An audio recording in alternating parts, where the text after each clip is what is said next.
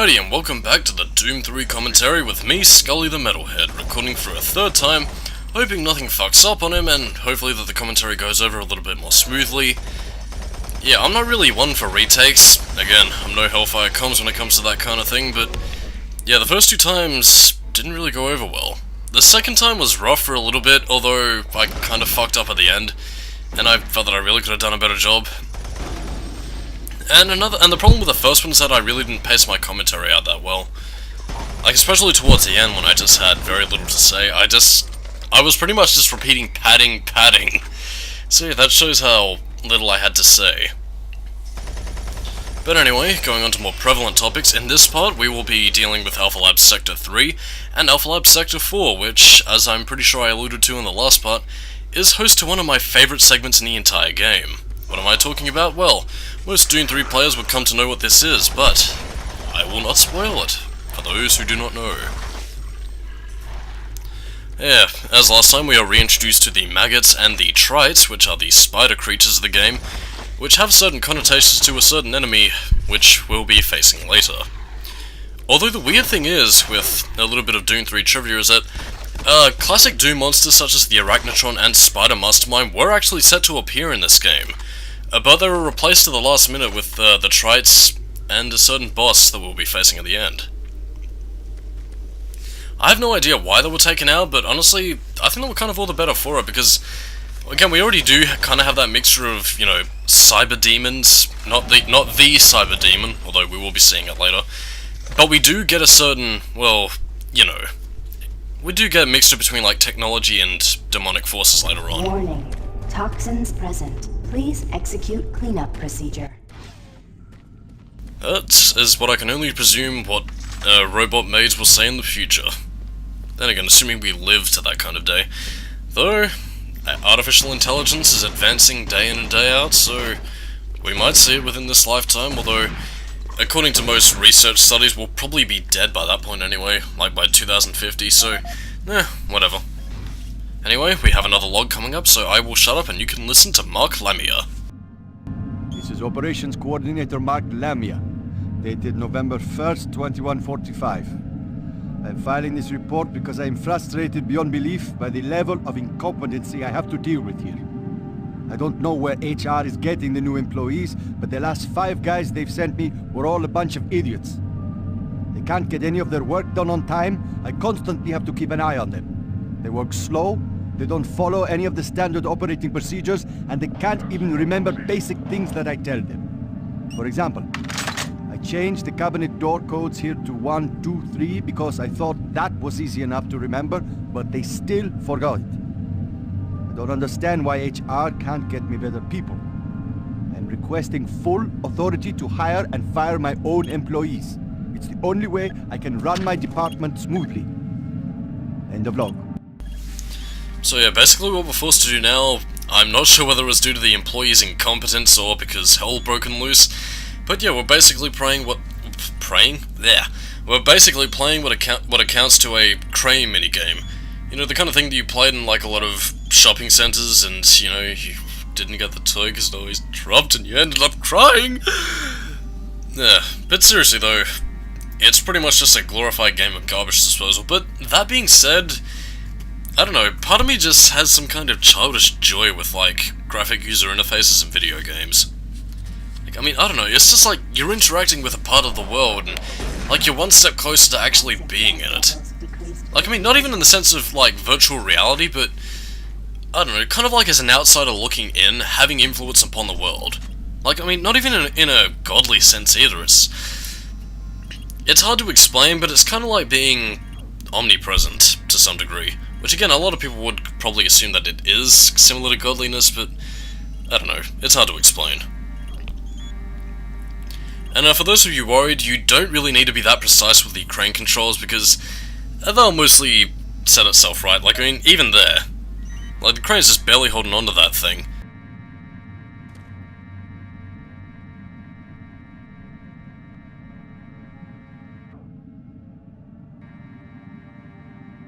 And yeah, that's all we need to throw out. Toxic gases cleared. Waste disposal area now safe for entry. Yippee-ki-yay. We gotta pick up the pace. We got more men down. Bravo team is barely holding their own. So we gotta help out Bravo team. Bravo! Bravo! Actually, speaking of Bravo team, we actually do get to have a little gameplay experience with them with Doom 3 The Lost Mission.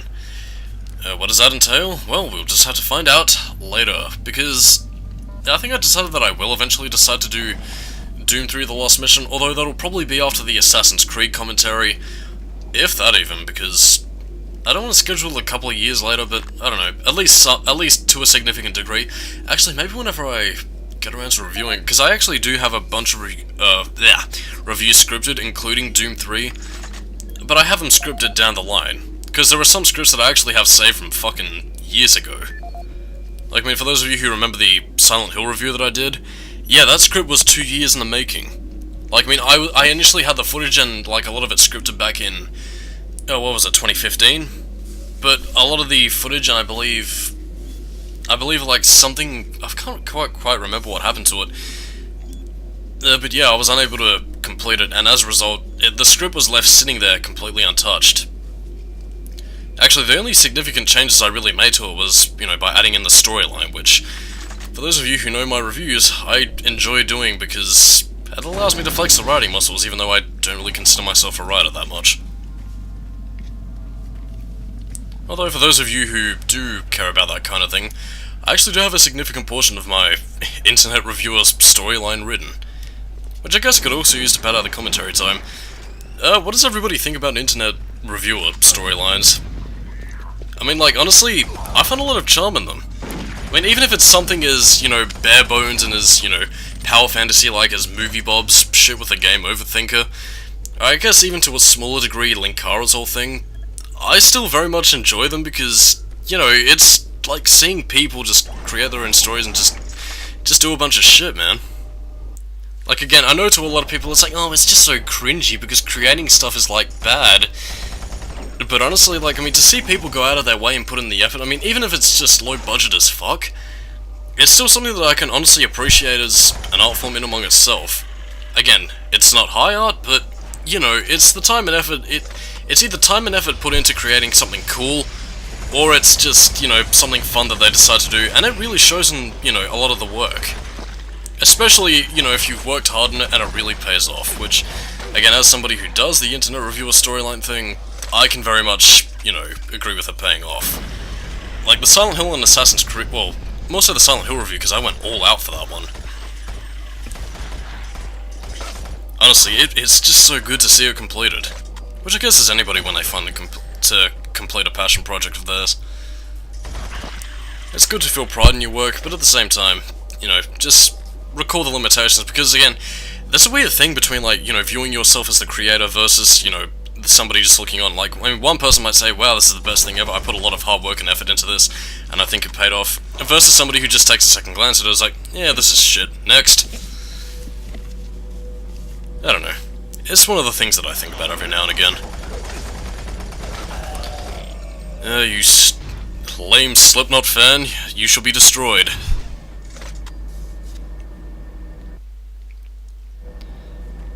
Well, I'm sure there's nothing ominous in here.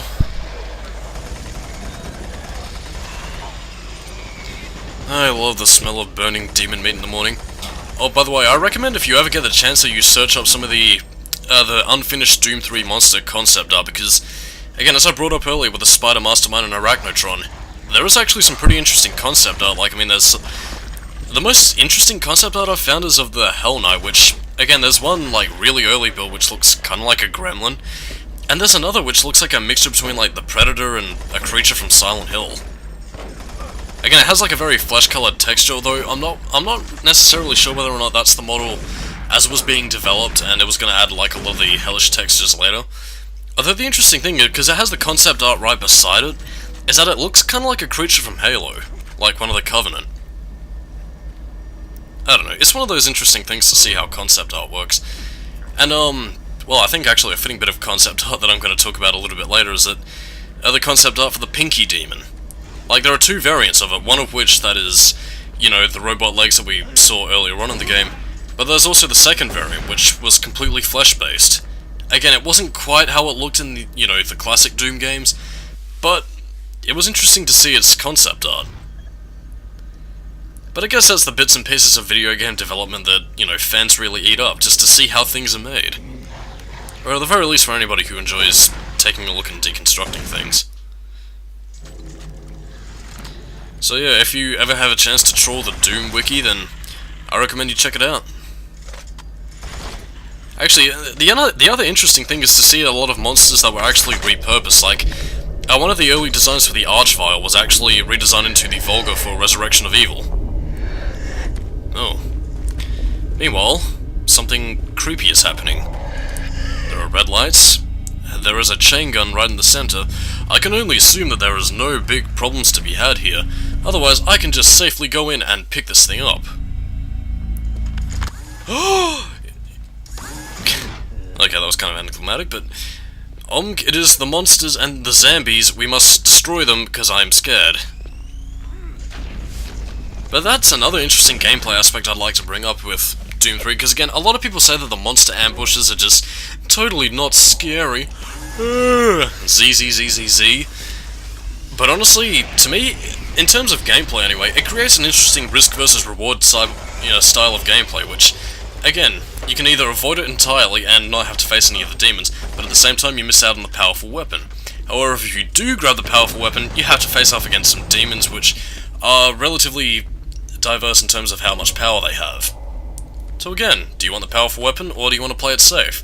It's the kind of design that I do enjoy, which, again, in terms of game design, and again, I'm no programmer, so I really can't speak, for like coding or whatever, I can honestly appreciate this kind of, sense of logical thought put into it.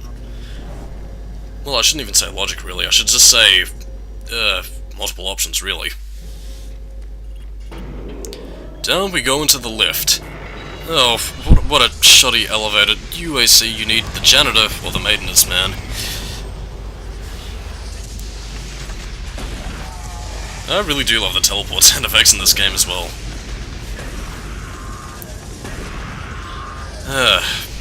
Of course, the shotgun is best suited for running gun action, though it's kind of minute when you consider the fact that there are demons everywhere.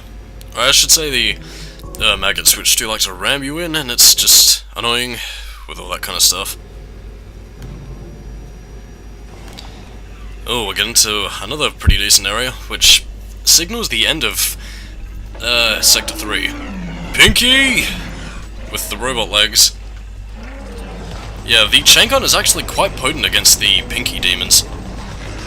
Again, because one of the things that happens is that, again, you see how they temporarily pause when you cause a certain amount of damage to them? Yeah, the chain gun can actually do that quite rapidly, and again, it's one of the things that makes the chain gun a pretty decent weapon. Granted, it isn't really my first weapon to use, because again, there's another weapon that kind of takes my fancy over this. But again, I'd much prefer the chain gun over the machine gun. Because the machine gun is just pot shot damage, whereas the chain gun, well, living up to its name of course, it does a decent amount of damage.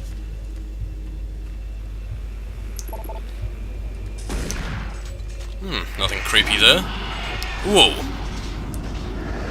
Yeah. Another little horror moment of, things just getting chucked at you. Again, it really adds to that sense of, whoa, what's going on here, I'm scared. The fear of the unknown, I think, would probably be a decent term for it. Which, again, to a lot of people is one of the things that actually completely makes up fear. Or at the very least is one of the strongest bases of fear to truly scare someone with. Well, that being said, I do think we live in a day and age where people are just attempting to be snobs about horror, saying, oh, jumpscares are just so boring. Yes, Marty O'Donnell. But, a jumpscare if executed well, it can really get your heart pumping. But anyway, we end Sector 3, and then we move on to Sector 4. And hopefully my editor doesn't freeze up like it did last time. Okay, good. Marine, I was able to locate your position. Oh, by the way, see those yellow eyes over there? Like off in the distance? Pay attention. Yeah, I did not notice that on my first few playthroughs of this game. And honestly, just seeing it sink into the background, man. It's those little details that really make up this game. It's why I love it so much. But now we have a choice. Now, here we can either choose to activate the machine and, well, essentially crush this guy, or we can open the door and save him. Choices, choices. You know what, let's kill him.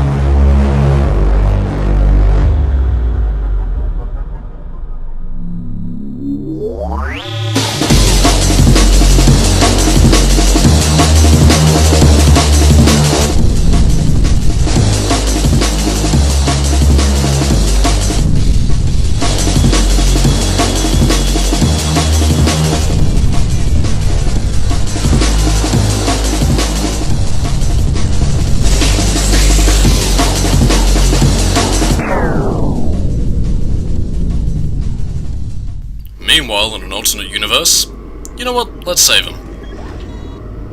Thank you. You're welcome, guy.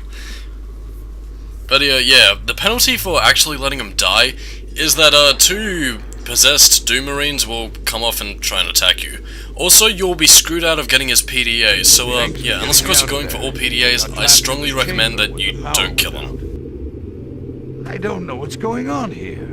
I don't understand why none of the systems are responding. I'm going to try to get an uplink into the main system from here. This is a secure terminal. I might be able to get a connection. I'm going to stay here. I can lock the door after you leave. I think I'll be safe. I need to stay here. I need to stay here and protect myself from the demons. Well, then again, he does have a bunch of guns, which we are regrettably going to steal from him. So, yeah. Whoa, we just took the entire thing from him. Yeah, sorry, buddy, you're fucked. But you know what? Before we leave him, let's listen to an audio log for old time's sake.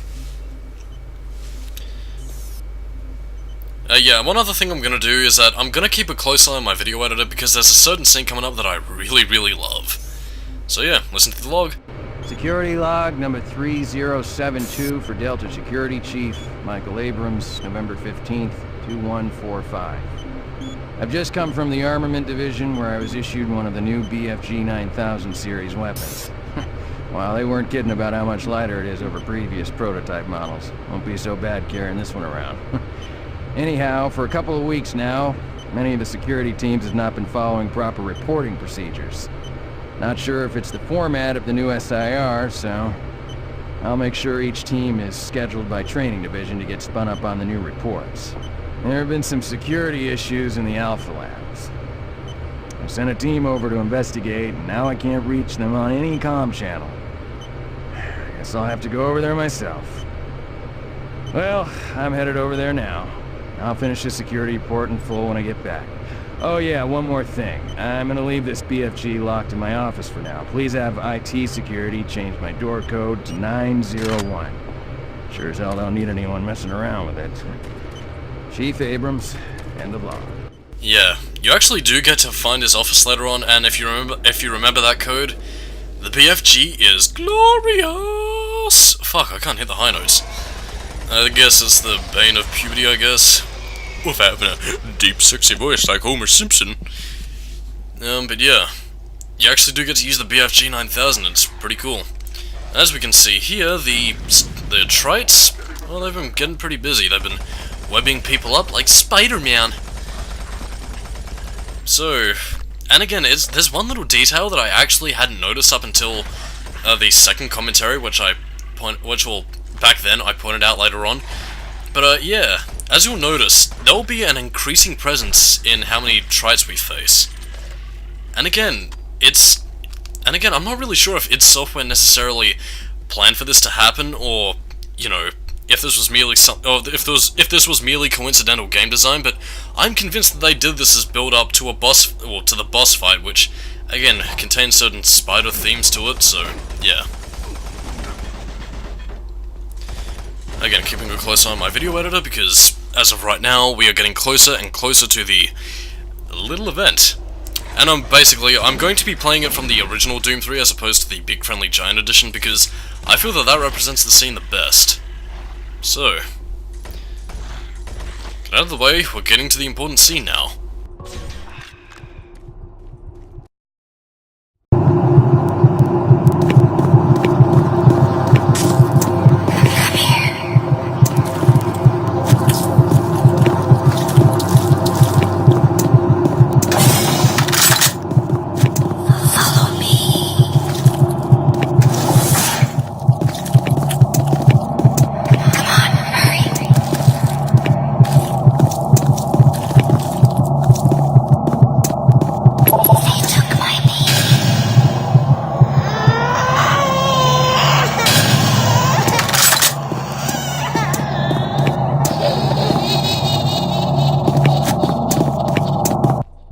That is by far, if not my favourite scene of the game, it is damn close to it, because when I first played this game, that got to me.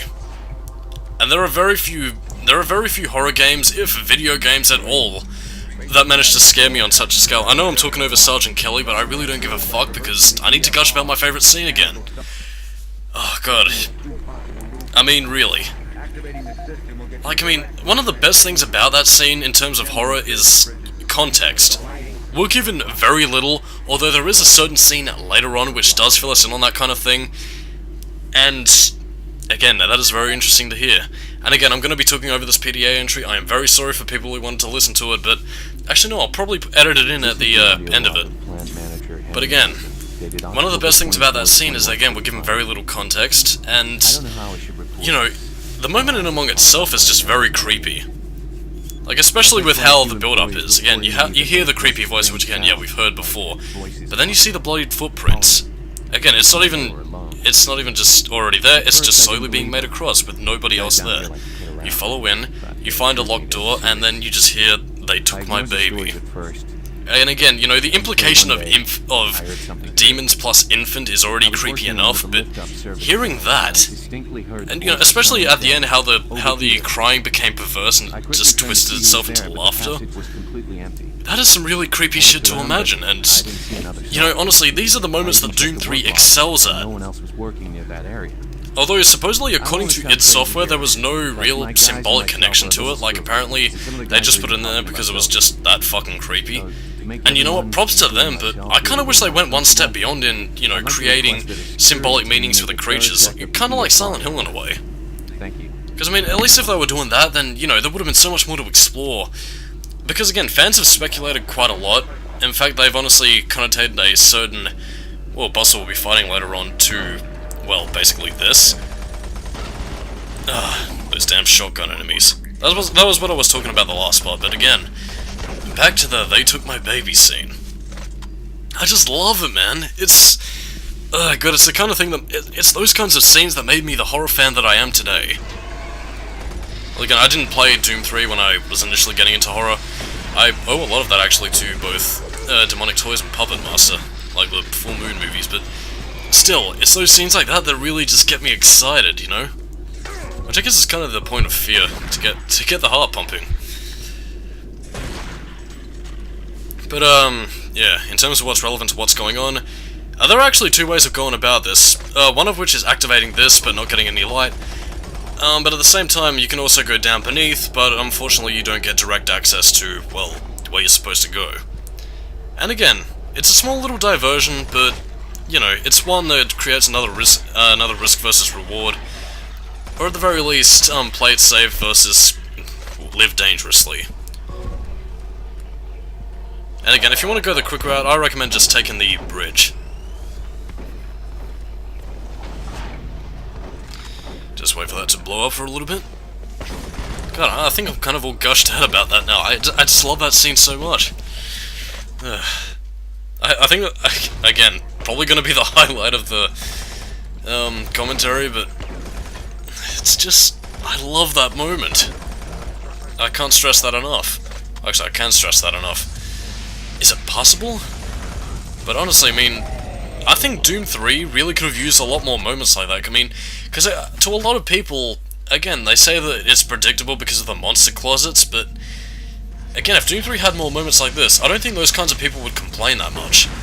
But the only complaints I could really see were, you know, the old school Doom fans with how it's just not fast-paced and actiony enough. And actually, while I'm on the subject, especially in this day and age of first-person horror video games, and again, I did bring this up last part, but I think they should style themselves more after, well, not necessarily completely after Doom 3, but quite similar to them. Like, not in terms of setting, but more so in terms of, you know, how scares are handled. Because again, like, I mean, we already have a bunch of, you know, walking simulators with things like fucking Slender, Amnesia, and even Silent Hills to some degree, which, again, if you know my thoughts on that, I'm kind of ambivalent towards that, really. I liked it, I liked the demo, but I really only saw it as just that, a tech demo.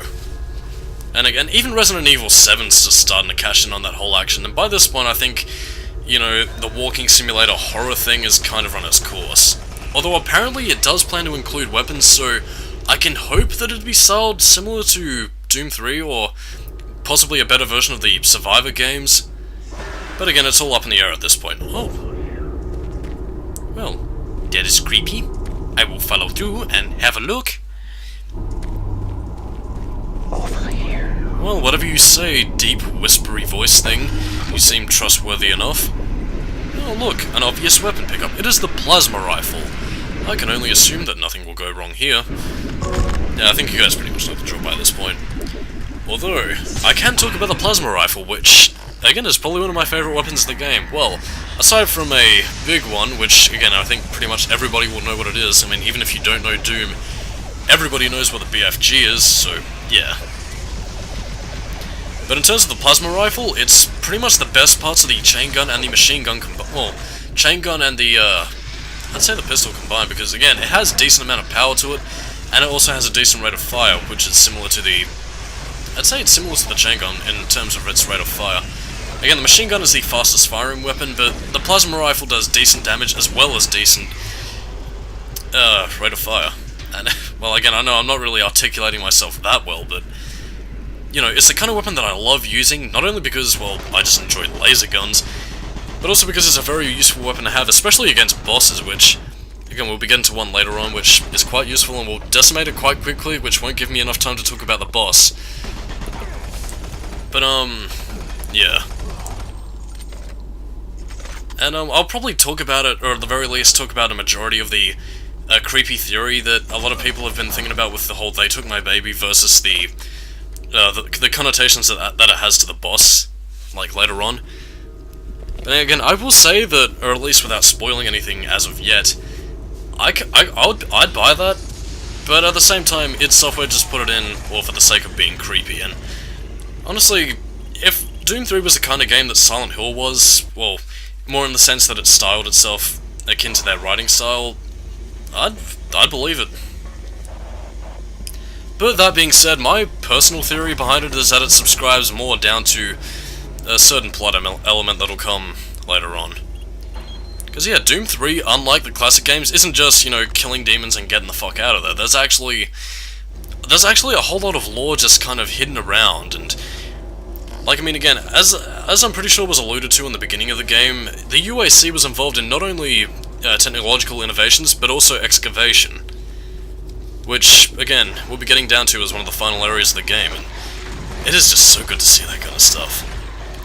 In fact, it kind of makes me pine for Doom to have more of a narrative-driven story. And again, you know, I still haven't played Doom 2016 yet, although I really fucking want to because it looks so good. And I've heard so many good things about it as well. But I am kind of disappointed that you know, they're not going for a similar narrative to this one, or even any of the horror elements. Which again, granted, it's a great return to form, but I will say right now that I am seriously gonna miss what Doom 3 brought to the table. But then again, the 2000s were a different time, I guess. And I guess it would also give Doom 3 a sense of uniqueness among the rest of it, because I mean, honestly, Doom 2016, for all its faults, it could have been Doom fucking 64, or Doom on the PlayStation and Sega Saturn, which in my opinion were really not very good. And again, a lot of people enjoy them, but I just can't get into them, man.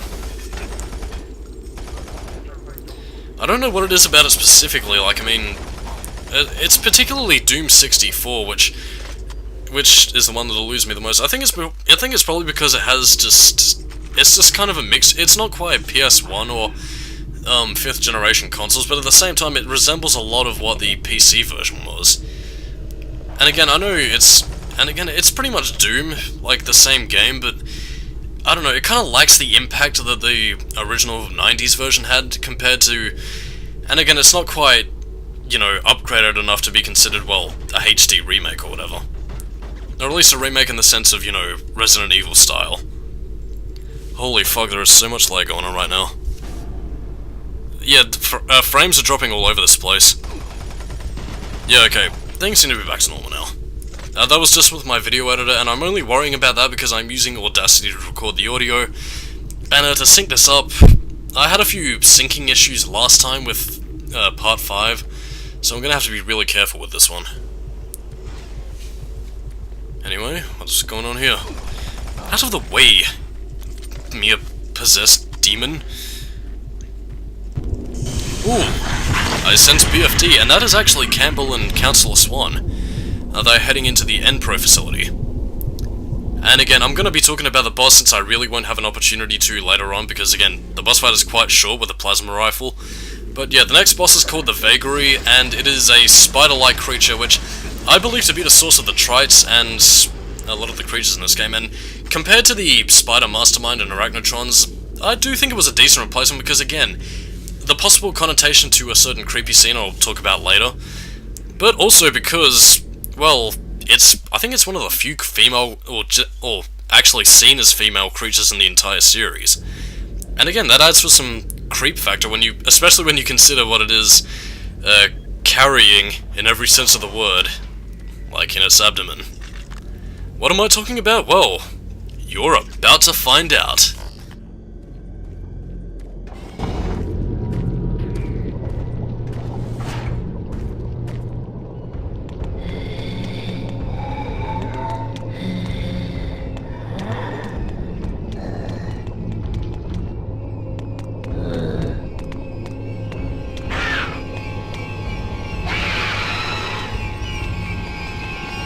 Yeah, and honestly, one of the theories that I'm going to bring up really quickly, because I have to kind of get this wrapped up over with, yeah, it's carrying a mancubus in its abdomen, and again, one of the theories is that the baby that was being referred to by the female voice earlier on in the creepy scene, they believe that to be the Vagary. And you know what? I could probably buy that, because again, it is breeding, it is carrying child. And I'm probably thinking that, yeah, I'm recording this specifically off the editor because I really didn't have anything else to, well, I kind of had to abruptly cut it quick because the Vagary boss fight was so short, and basically I can pretty much get my clear thoughts out on the entire theory and everything else, pretty much without the interruption of, well, just janky commentary. But, yeah, the theory is that they took my baby scene was pretty much a reference to the Vagary that was carrying the mancubus in its abdomen. And, you know, that entire thing in among itself, especially considering the fact that it's in the exact same level from which that happened, I'd honestly believe that if that was meant to be the case, or if, you know, id Software was trying to relate it to that at some point. But, nevertheless, it's still a very interesting thing to think about. Also, in terms of a boss fight, the Vagary it's a boss you can make short work with the plasma rifle, but it's also a boss that can be really difficult if you have some of the lower weapons. Like, I mean, if you're taking it on with the shotgun or the pistol, even the machine gun actually, because that just does piss all damage. Yeah, it kind of varies in terms of difficulty, but again, on that note, I am Skully, keep it new metal, and I'll see you later for the Doom 3 commentary in Part 7 where we enter the N-Pro facility. Catch you next time.